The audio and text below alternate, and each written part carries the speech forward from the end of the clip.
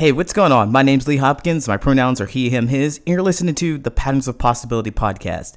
This is a podcast dedicated to helping you replace harmful patterns with new possibilities.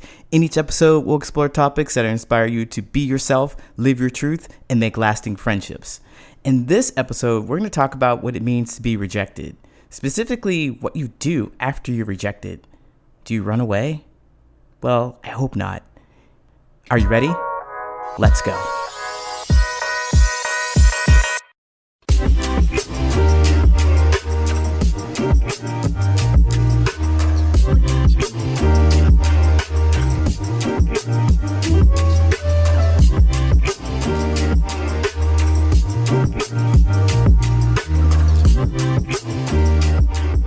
Hey, don't run away after being rejected.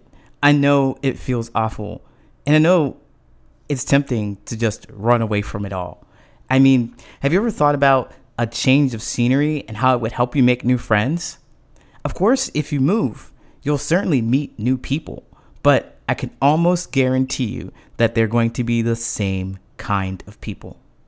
Now, I know it's tempting to do a full reset on your life, believing that it's the change you need. It can certainly be helpful, but it's not the cure. Take it from me. I moved from Ohio to California to Chicago, where I am now. And since I've been an adult, since I was 18 years old, I've lived in one place for maybe 15 months. I moved and I moved and I moved, and that didn't fix the situation. I would not recommend that you reset the situation, and here's why. Reset is only a temporary fix to help you cope with the feelings that you're having right now. Underneath, there are some behaviors and patterns that will recreate your entire issue. Like I said, I know because I moved from several cities and several friend groups to find the quote right people for me. But each time, I did the same things that recreated the same problems with the same kind of people. It only occurred to me after years, I was the problem. Moving wasn't going to fix it. There was something lacking interpersonally between me and the people I chose to keep around me. There was a reason I didn't feel connected with them. And it's probably the same for you. I strongly suggest that you spend the time to identify exactly what that is. Right now, you may be trying to create a friendship or a connection with random people on dating apps or social media, and that just leaves you feeling left out overall. But I want to stress that rejection is the enemy here, but mastering how to recover is the goal. Rejection is a part of life. If you run away from it, you're going to continue to run and run and run. Stop and face it. Because mastering is how you become connected with people. I recommend that you start tackling the uncomfortable feeling that rejection brings with something that scares you. I mean, try tackling something small. Try doing something that you'd be afraid to do. For example, talk to any adult person directly. That is intimidating. That is kind of scary, isn't it? Just a random person directly. But it's going to help you deal with rejection. Try maybe asking someone for something you've never asked them for, just to see how they would react. It's a new and unusual request. They may reject you. But if they do, keep in mind that it's okay and it's part of the process.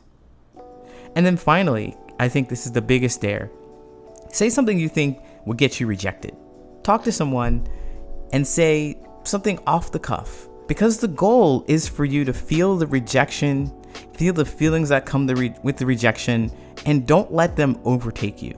Don't run. Face those feelings. The goal is to change your mindset about rejection. When you're rejected, you must realize that you also benefit. The person who rejects you shows that they are clear about who they are, so you don't have to waste your time trying to get to know them or trying to change them, because you already know that you're not compatible at this moment. You can spend your energy on something else. Now, I know it's tough to face rejection because I felt it over and over again. And believe me, it hurts to be rejected, but it will not kill you. What doesn't kill you makes you stronger, right? You can do it.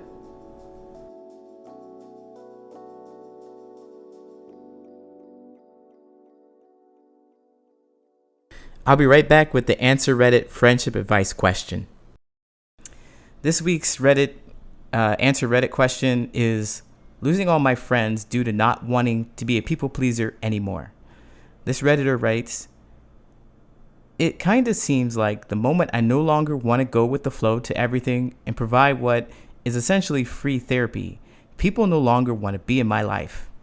I honestly feel so burnt out from not expressing what I want to do or putting myself first that I'm afraid I'm becoming someone bitter and alone.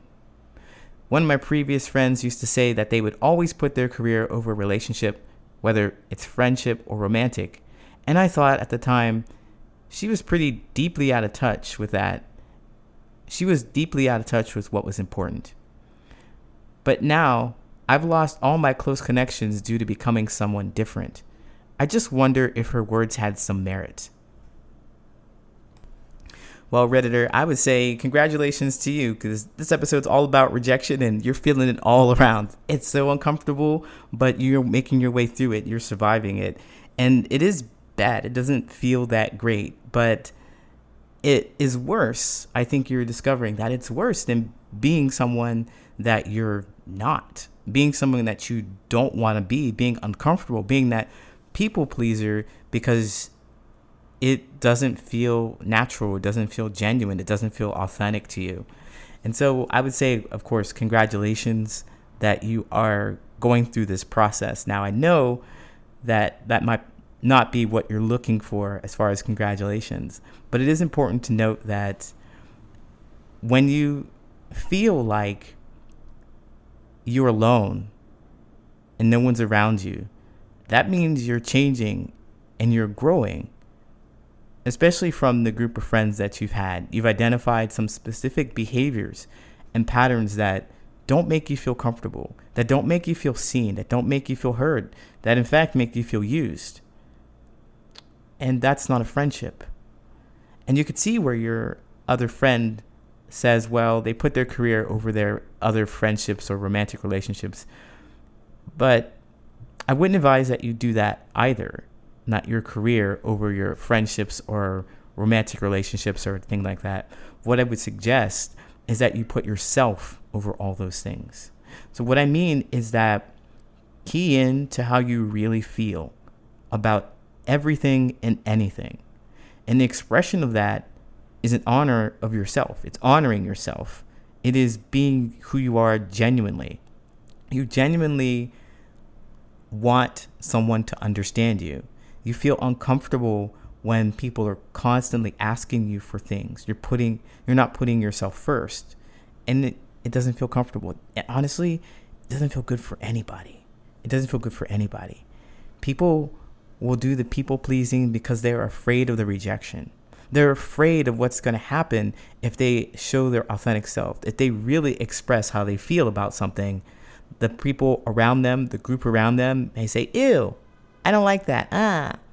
And we as humans are desperately trying to avoid that whole situation.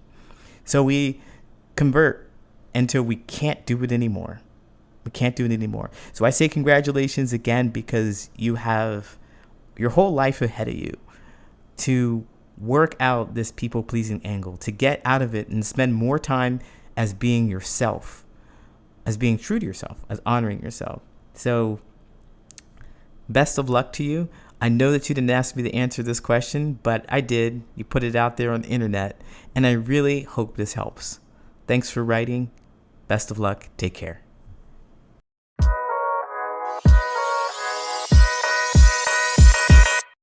My name is Coach Lee Hopkins, and you have been listening to the Patterns of Possibility podcast.